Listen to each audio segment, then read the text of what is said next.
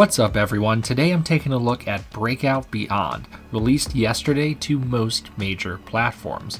What's wild is this game was supposed to be released with the 2020 launch of the Intellivision Amico, but long story short, that console never saw the light of day due to COVID and some other funding issues. So with the help of Atari, Breakout Beyond has now seen the light of day, so now let's see how it plays.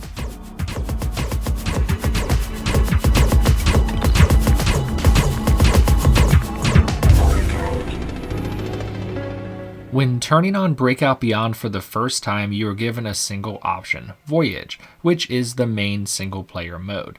This will have you completing 72 levels of mostly increasing difficulty, where your goal is, you guessed it, to break out of the level.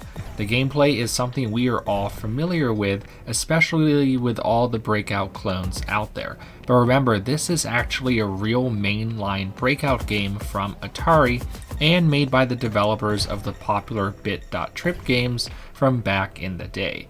Where this tries to differentiate itself from other Breakout games is by adapting it to modern consoles, turning the game to a horizontal TV experience, and adding power-ups.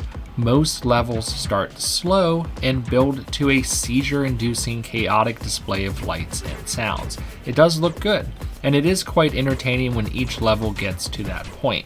You will have a set amount of balls, kind of like pinball, to beat each level with, and if you fail to break out, you will have to restart that given level.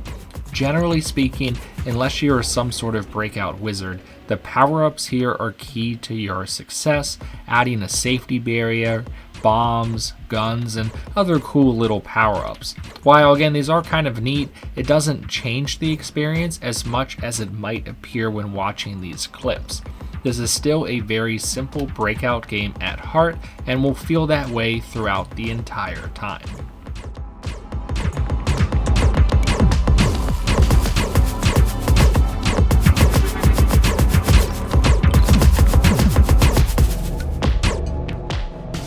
After beating all 72 levels, there is an endless game mode you can unlock with an online leaderboard, something I've not had a chance to mess around with. But yeah, that's it. That's the entire Breakout Beyond package, 72 levels and an endless mode.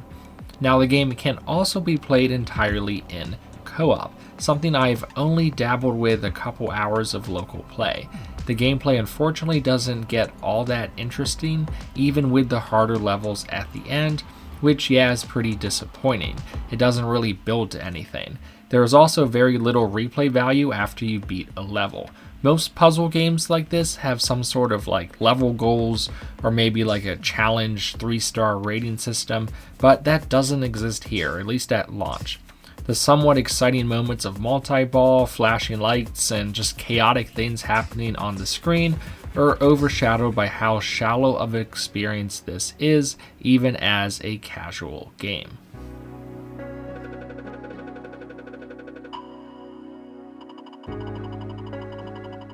In the end, Breakout Beyond is kind of all style with very little substance. I should mention that I did play the Xbox Series X version of the game. From what I've read, the Switch version performs similarly to this version, but it doesn't even add touchscreen, which is something that could help the Switch, at least the handheld version of the game. But again, I don't think it has touch support. At least in the Xbox version, it doesn't perform poorly at all. And it advertises itself to be anything more than what it is, but still there just isn't much here. Turning Breakout on its side really isn't all that revolutionary, and the game never develops much over the 72 levels. There really are a ton of missed opportunities here. Besides not really developing the gameplay past a few power-ups, there are also no level challenges to complete, no rewards, no customization, no level builder, and ultimately not much of an incentive to play after beating the levels once. Yes, the local co-op is nice, but there are a plethora of better co-op puzzle games you could play instead of this. Breakout Beyond scores a 52 for me. Thanks for watching guys, and I'll catch you next time.